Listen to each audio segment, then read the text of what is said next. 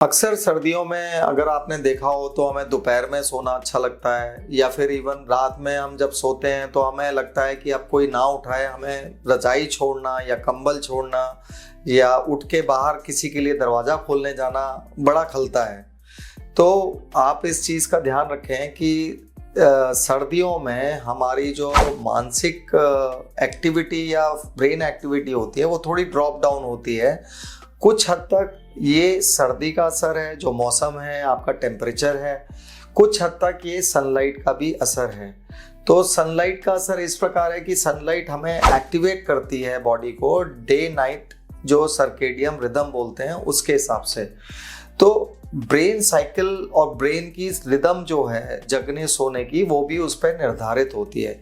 पर आप अगर ज़्यादा सोते हैं तो ब्रेन आपको उसी हिसाब से एडजस्ट करके आपको एक तरह से आलसी या लेजी बना देता है। और इन्हीं कारणों से हम लोगों को, जो हम कहते हैं कि ब्रेन में हमारा अजीब सा, हमें कुछ याद नहीं रहता या काम करने का मन नहीं करता या कुछ समझ नहीं आ रहा काम के बारे में।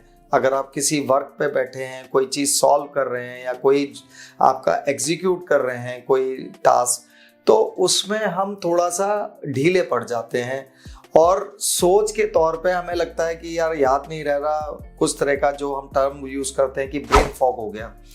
तो ब्रेन फॉग जो टर्म है ये कहीं ना कहीं इस वजह से हमने बोला है कि आप अब एक, जैसे अगर आप एक वीडियो देख रहे हैं, आप उस वीडियो से इतने ज्यादा कैप्चर्ड हो गए हैं कि आप उसके आगे पीछे नहीं सोच पा रहे।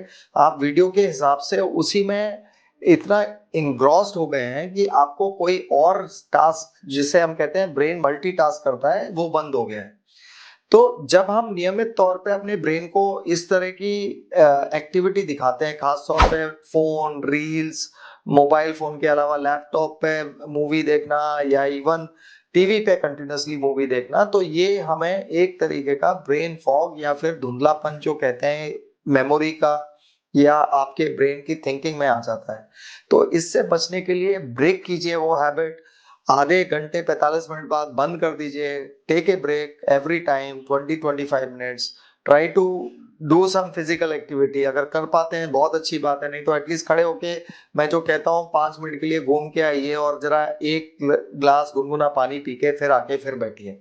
तो इन चीजों का ध्यान रखें और आप इन चीजों से पूरी तरह से बच सकते हैं। नमस्कार।